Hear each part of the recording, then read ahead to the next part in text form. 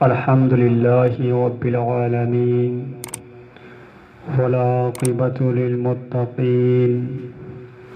والصلاة والسلام على من كان نبيا وآدم بين الماء والطين وعلى آله وأصحابه أجمعين. أما بعد، فأعوذ بالله من الشيطان الرجيم. بسم الله الرحمن الرحيم. ألا إن أولياء الله لا خوف عليهم ولا هم يحزنون. آمنت بالله. صدق الله مولانا العظيم وصدق رسوله النبي الأمين المكين الكريم، ونحن على ذلك لمن الشاهدين والشاكرين، والحمد لله رب العالمين.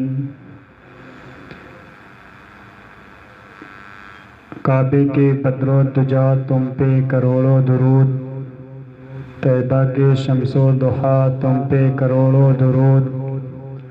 شافعِ روز جزا تم پہ کروڑوں درود، دافعِ جملہ بلا تم پہ کروڑوں درود. اور کوئی غیب کیا تم سے نہا ہو بھلا، اور کوئی غیب کیا تم سے نہا ہو بھلا، جب نہ خدا ہی چھپا تم پہ کروڑوں درود، جب نہ خدا ہی چھپا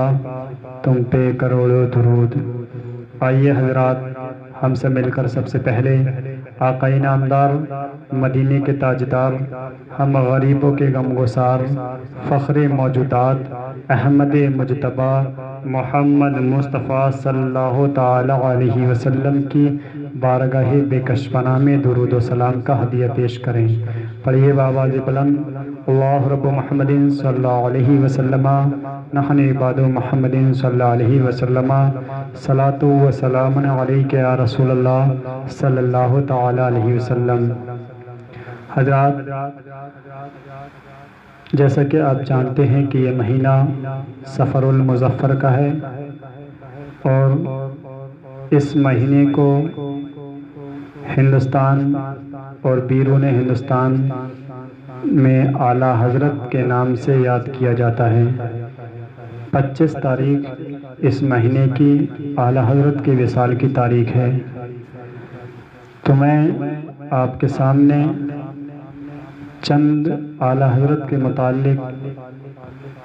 باتیں پیش کروں گا اور آپ لوگوں کے ایمان کو نئی روشنی بخشنے کی کوشش کروں گا. پروردگار عالم سے دعا ہے کہ ہم سب کو 5 وقتہ نمازی بنائے، بزرگوں سے محبت کرنے کی توفیق عطا فرمائے، اور نیک اور صالح بننے کی توفیق عطا فرمائے. آمین. حضرات، اللہ کی رضا کے لیے دشمنی اور اللہ کی رضا کے لیے دوستی، یہ ایک ایسا امر ہے کہ جس نے لوگوں کو اس پایۂ تکمیل تک پہنچایا کہ قرآن کریم نے ان لوگوں کے لیے ارشاد فرمایا کہ اللہ تعالیٰ نے ان لوگوں کے دلوں میں ایمان نقش کر دیا. یہی وہ لوگ ہیں جن کے دلوں میں ایمان نقش کر دیا گیا. اللہ تعالیٰ ارشاد فرماتا ہے: اولئک کتب فی قلوبہم الایمان. اللہ تعالیٰ نے ان کے دلوں میں ایمان کو نقش کر دیا. جب عالم اسلام، عالم پوری دنیا میں اسلامی حکومت قائم ہوتی گئی اور پوری دنیا میں اسلام کا پرچم بلند ہوتا گیا، اس کی وجہ یہی رہی کہ لوگ اللہ کی رضا کے لیے، اللہ کے رسول کی رضا کے لیے کسی سے دوستی کرتے اور اللہ اس کے رسول کی رضا کے لیے ہی کسی سے دشمنی کرتے. جب اللہ اس کی رضا کے لیے لوگ دوستی کرتے تو رب تعالیٰ نے ان کے دل میں ایمان کو نقش کیا اور ان کو ساری دنیا میں حکمراں بنا دیا۔ لیکن تمام باطلانے مذاہب اس بات پر غور و فکر کرنے لگے کہ اسلام کے اندر، مسلمانوں کے اندر وہ کون سی طاقت و قوت ہے کہ جس کی بنا پر اسلام کو، مسلمانوں کو ہرانا ہمارے بس سے باہر ہوتا جا رہا ہے، ان پر فتح کرنا ہمارے لیے مشکل ہوتا جا رہا ہے۔ وہ کون سی طاقت ہے کہ جس نے اسلام کو اتنا مضبوط کر دیا ہے، جس نے مسلمانوں کو اتنا مضبوط کر دیا ہے کہ مسلمان اپنی موت کو حیات سمجھتا ہے، اپنی فنا کو بقا سمجھتا ہے۔ وہ کون سا ایسا امر ہے جس نے مسلمانوں کو اتنا مضبوط بنا دیا ہے، اتنا طاقتور بنا دیا ہے؟ آخر کار انگریزوں نے ایک سچے مسلمان کی زندگی کا مطالعہ کیا تاکہ پتہ چل سکے کہ وہ کون سی ایسی قوت ہے، وہ کون سی ایسی طاقت ہے کہ جس سے مسلمانوں کو فتح کیا جا سکتا ہے، جس سے مسلمانوں کو ہرایا جا سکتا ہے۔ تو انگریز نے جب مسلمان کی زندگی کا مطالعہ کیا، انگریز نے جب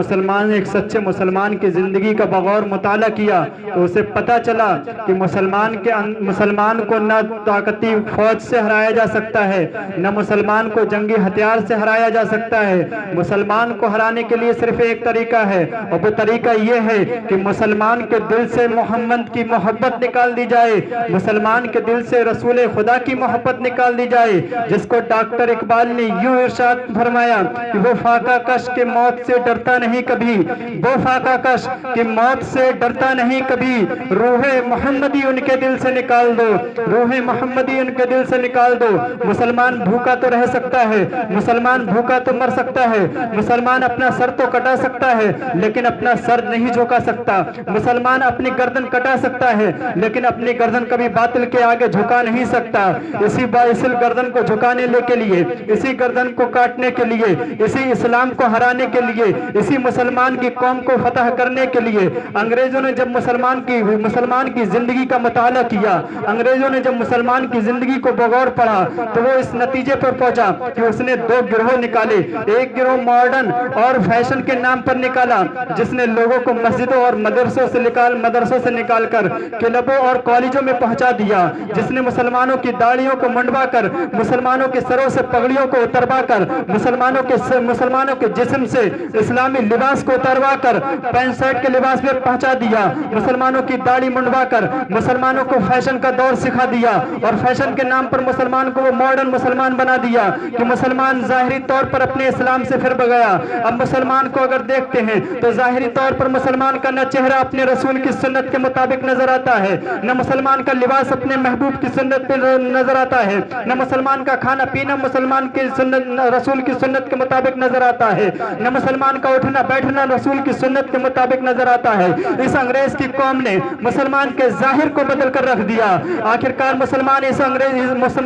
انگریزی یہ قوم مسلمان کو فتح کرنے پر، اس ظاہری طور پر بدلنے پر کامیاب ہوتی ہوئی نظر آئی، لیکن ایک گروہ ایسا بھی پیدا کیا جس نے مسلمان کو ظاہری کے بدلنے کے ساتھ ساتھ مسلمان کے باطل کو بھی بدلنے کی کوشش کی ہے، مسلمان کے باطل کو بھی بدلنے کی کوشش کی، اور ایسا باطل بدلنے کی کوشش کی، ایسا باطل بدلنے کی کوشش کی کہ مسلمان کا ایمان ہی ان سے چھیننا شروع کر دیا، شرک و بدعات کے ان پر فتوے لگانا شروع کر دیے۔ کوئی کہتا ہے کہ رسول اور علی جس کا نام ہے، محمد اور علی جس کا نام ہے، وہ کسی چیز کے مالک کو مختار نہیں ہے۔ کوئی کہتا ہے کہ نبی جسے کہتے ہیں، محمد جس کو کہتے ہیں، اسے پیٹھ پیچھے کا علم نہیں ہے۔ کوئی نبی کے علم غیب کا انکار کر رہا ہے، کوئی نبی کے علم کو بچوں اور پاگلوں سے تشبیہ دیتا ہوا نظر آ رہا ہے۔ کوئی کہتا ہے کہ مشکل کے وقت نبی کو نہ پکارا جائے، کوئی کہتا ہے کہ نبی کے روزے کی زیارت کی نیت سے سفر نہ کیا جائے، یہ سب شرک و بدعت ہے، یہ سب